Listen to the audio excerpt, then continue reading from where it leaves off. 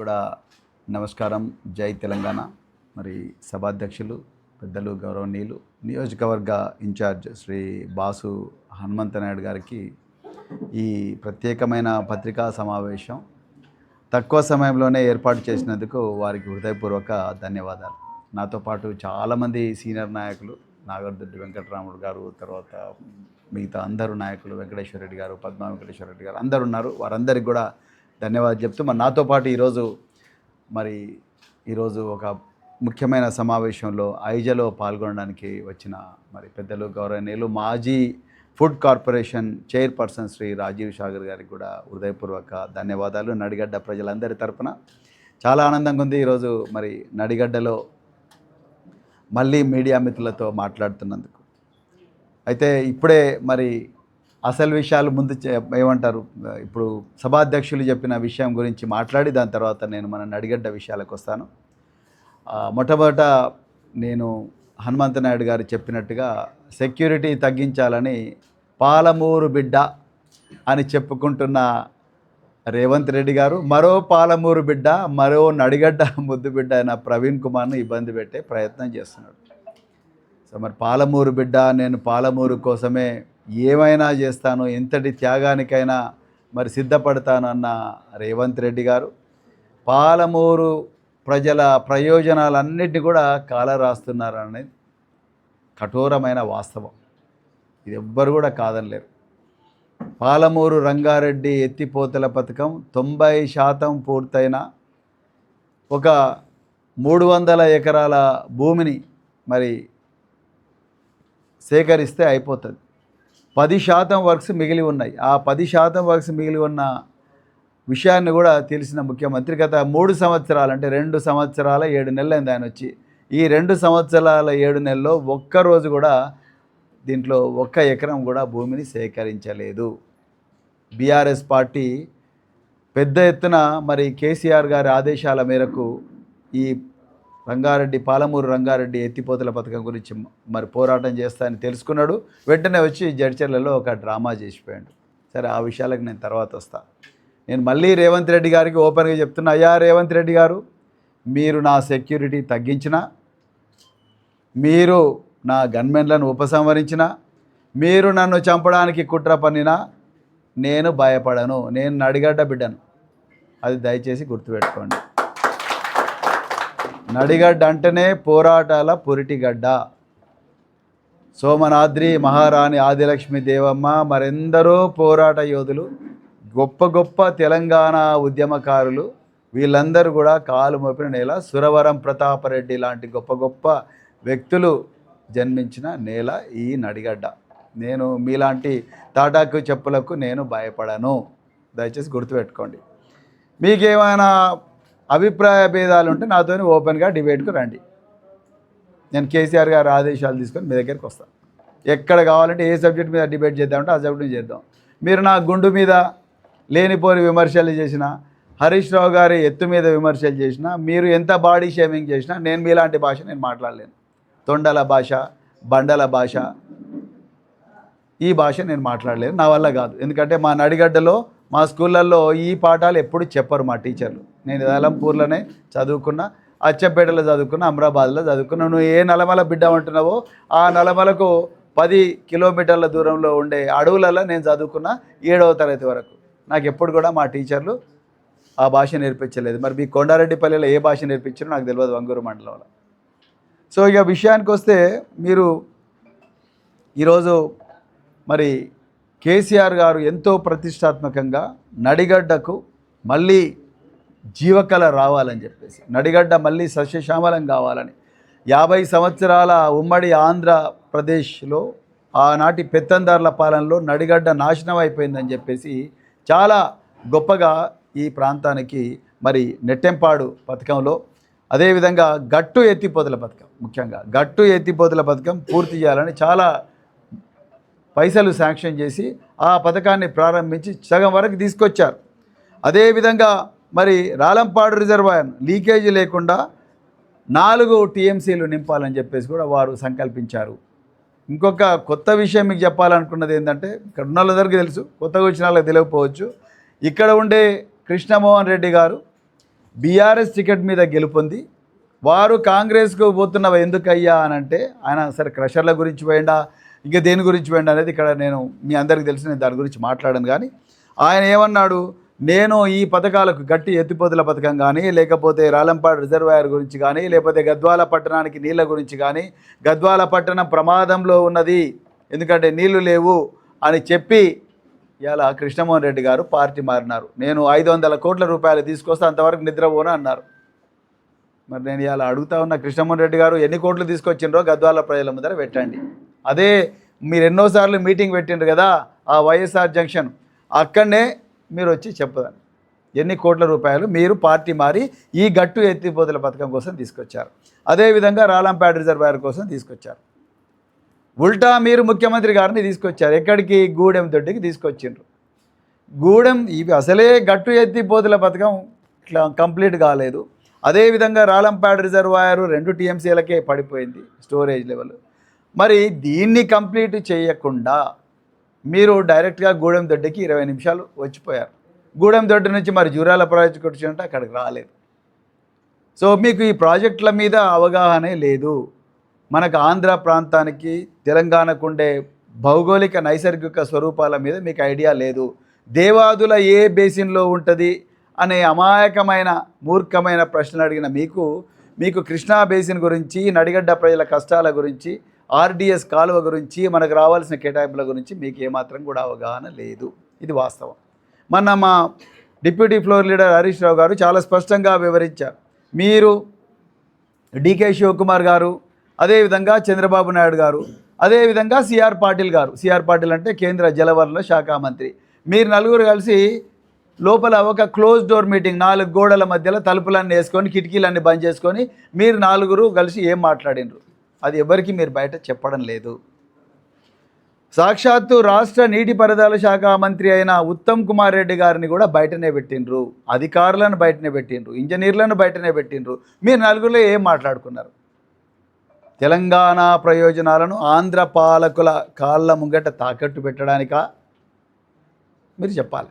మాకైతే క్లియర్గా అదే అనిపిస్తుంది. మీరు ఎప్పుడైతే మేడిగడ్డను రిపేర్ చేయకుండా గోదావరి నీళ్ళన్నీ కూడా పోలవరం పోయేటట్టుగా మీరు ఎప్పుడైతే కుట్ర పన్నిండ్రో, ఎప్పుడైతే అన్నారం సుందిళ్ళ గేట్లు ఓపెన్ చేసిండ్రో, అదేవిధంగా మేడిగడ్డ ఆ చిన్న బ్లాక్ను రిపేర్ చేయకుండా మీరు నీళ్లు బాజాప్తా వదిలేస్తున్నారో, అక్కడి నుంచి డైరెక్ట్గా పోలవరం నుంచి బనకచెర్లకు ఏదైతే రిజర్వాయర్ ప్లాన్ చేస్తున్నారో, ఈ తెలంగాణ ప్రాంతం నుంచి ఏవీ కాలువలు పోకుండా ఏ ప్రాజెక్టులు పోకుండా డైరెక్ట్గా ఆంధ్ర నుంచే బనకచెర్ల పోయే కుట్రకు మీరు డైరెక్ట్గా ఇండైరెక్ట్గా చేస్తున్నారు. అది చాలా క్లియర్గా అర్థమవుతుంది. మీరు హోస్పేట దగ్గర ఆ 3 ముఖ్యమంత్రులు చేసిన ఈ కుట్రని అని చాలా క్లియర్గా అర్థమవుతున్నది.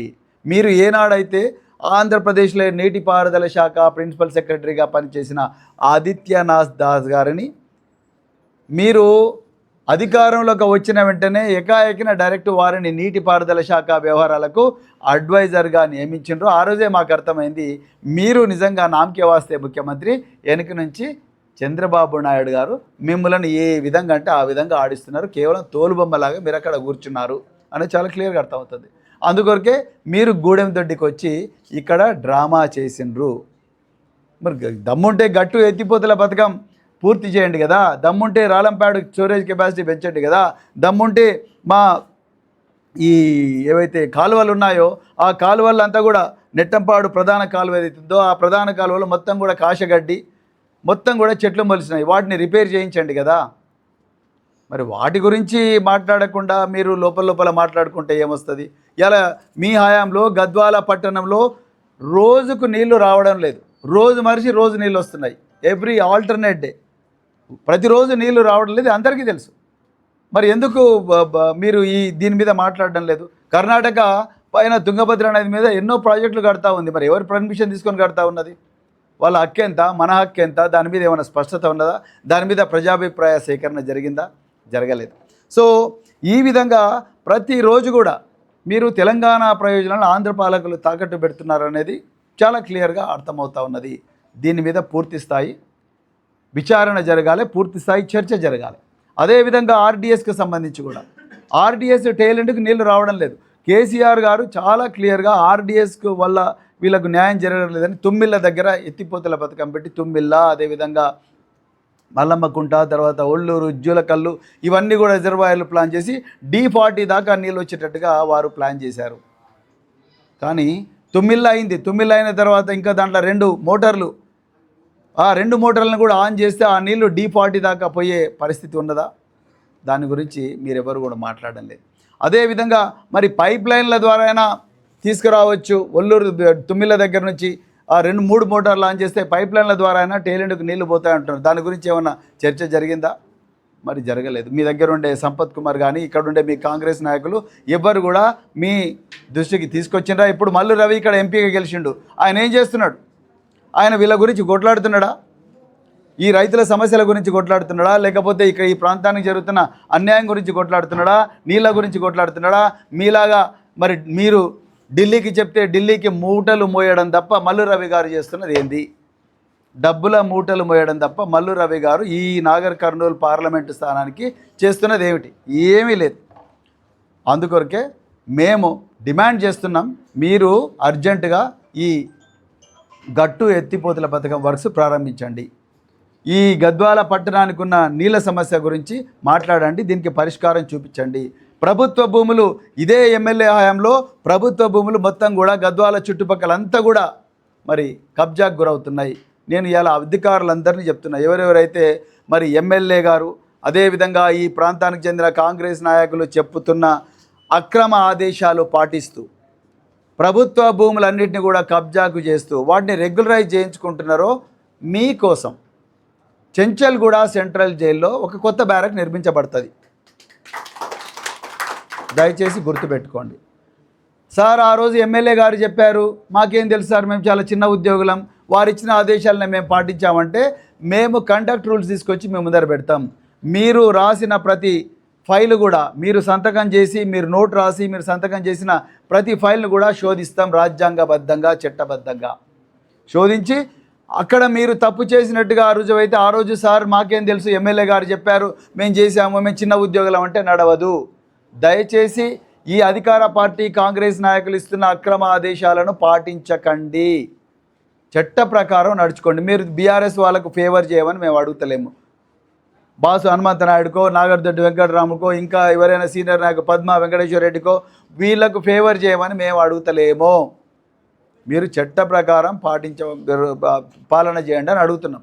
మీరు నోట్ ఫైల్స్ రాసింది ప్రతిది కూడా రేపు ఆడిట్కి వస్తుంది. ఆడిట్కి వచ్చినప్పుడు తప్పు చేస్తే తప్పకుండా జైలుకు పోతారు. అందుకొరకే దయచేసి నిష్పక్షపాతంగా పాలించండి, నిష్పక్షపాతంగా పాలన చేయండి.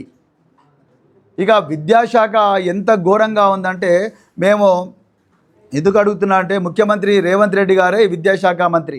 ముఖ్యమంత్రి రేవంత్ రెడ్డి గారే ఈ విద్యాశాఖలో ఉండే టెండర్స్ అన్ని చూస్తున్నారు. ఆయన ప్రాజెక్టు మానిటరింగ్ యూనిట్ అని తీసుకొచ్చి 2,000 కోట్ల కుంభకోణం, 2,100 కోట్ల కుంభకోణం చేస్తూ పచ్చి అబద్ధాలు. ముఖ్యమంత్రి నేను 687 కోట్లు మాత్రమే టెండర్కి పిలిచానన్నారు. 2,000 కోట్ల కుంభకోణం. ఈ రోజు వరకు కూడా విద్యార్థులకు యూనిఫామ్ రాలేదు, విద్యార్థులకు బూట్లు రాలేదు, విద్యార్థులకు సాక్స్ రాలేదు, విద్యార్థులకు ఇచ్చే నోట్బుక్లు కూడా బడాబాబులకు కట్టబెట్టాలని చూస్తూ ఉన్నారు. విద్యార్థులకు ఇచ్చే మరి యూనిఫామ్ బట్ట అవుతుందో తెలంగాణ వ్యక్తులు తయారు చేయకుండా, గద్వాల నేతన్నలు తయారు చేయకుండా, సిరిసిల్ల నేత కార్మికులు తయారు చేయకుండా బాంబేలో ఉండే మఫద్లాల్ అంటోనికి ఇచ్చారు. ఈ గద్వాల్లో వాళ్ళ చేనేత కార్మికులు ఈ బట్ట నేయొద్దా? గద్వాల్లో ఉండే చేనేత కార్మికులు మరి టవల్స్ నేయలేరా? బెడ్షీట్లు నేయలేరా? దుప్పట్లు జంపుకానలు నేయలేరా? అన్నీ నేయగలరు.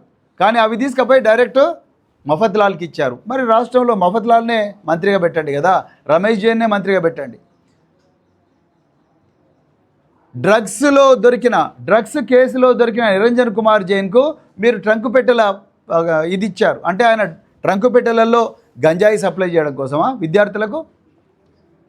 ఇలా స్కూళ్ళ పరిస్థితి చాలా ఘోరంగా ఉంది. ఇలా ప్రభుత్వ స్కూళ్ళల్లో పరిస్థితులు బాగాలేవని తల్లిదండ్రులందరూ కూడా ప్రైవేట్ స్కూళ్ళకు పంపిస్తుంటే ప్రైవేట్ స్కూల్ వాళ్ళు ఇదే సంతట్లో సడేమియాలాగా మొత్తం కూడా రేట్లు పెంచేసిండ్రు, స్కూల్ ఫీజులు పెంచారు. ఇవాళ పిల్లల తల్లిదండ్రులు ఎక్కడి నుంచి తీసుకొస్తారు? మీరు రైతు బంధు ఇవ్వడం లేదు, రైతు రుణమాఫీ ఇవ్వడం లేదు, మద్దతు ధర ఇవ్వడం లేదు. మొక్కజొన్నలన్నీ కలెక్ట్ చేసిండ్రు, కానీ మద్దతు ధర ఎక్కడున్నది? ఎక్కడి నుంచి వస్తున్నది? రైతులకు రావాల్సిన బోనస్ ఇస్తున్నారా? ఇవ్వడం లేదు. సో ఇన్ని సమస్యలు ఉన్నప్పుడు మళ్ళీ మీరు ప్రైవేట్ స్కూల్ యజమానులు ఫీజులు వేస్తే వాళ్ళు ఎక్కడి నుంచి తీసుకొస్తారు? అది కాకుండా తెలంగాణ ప్రభుత్వం కేసీఆర్ గారు ప్రతిష్టాత్మకంగా ఆనాడు రాజశేఖర్ రెడ్డి గారు స్టార్ట్ చేసిన ఫీ రియంబర్స్మెంట్ నెంబర్ బంద్ చేయొద్దు, తెలంగాణ పిల్లలకు న్యాయం అవుతుందని చెప్పి దాన్ని కంటిన్యూ చేస్తే ఇలా మీ ప్రభుత్వం సిగ్గు లేకుండా హైకోర్టులో పోయి మా వల్ల అయితే లేదు అని చెప్పి చేతులు ఎత్తేసిండ్రు. 10,000 కోట్లు ఇలాంటే పేదోళ్ళు బర్రెలు కాసుకునే గొర్రెలు కాసుకునే కుటుంబాల నుంచి ఇంజనీర్లు కాకూడదా, డాక్టర్లు కాకూడదా, విదేశాలకు పోకూడదా? అక్కడ చేతులు ఎత్తేసిండ్రు. దానివల్ల ప్రైవేట్ యజమానులు ముక్కు పిండి లాగుతూ ఉన్నారు. సో ఇన్ని సమస్యలు ఉన్నాయి. నేను మళ్ళీ పోలీస్ అధికారుల దౌర్జన్యాలు కూడా ఎక్కువైనాయి. వీటన్నిటి గురించి మేము తప్పకుండా పోరాడతాం. కేసీఆర్ గారి నాయకత్వంలో తప్పకుండా కాంగ్రెస్ పాలనను గద్దె దించుతాం. Thank you very much.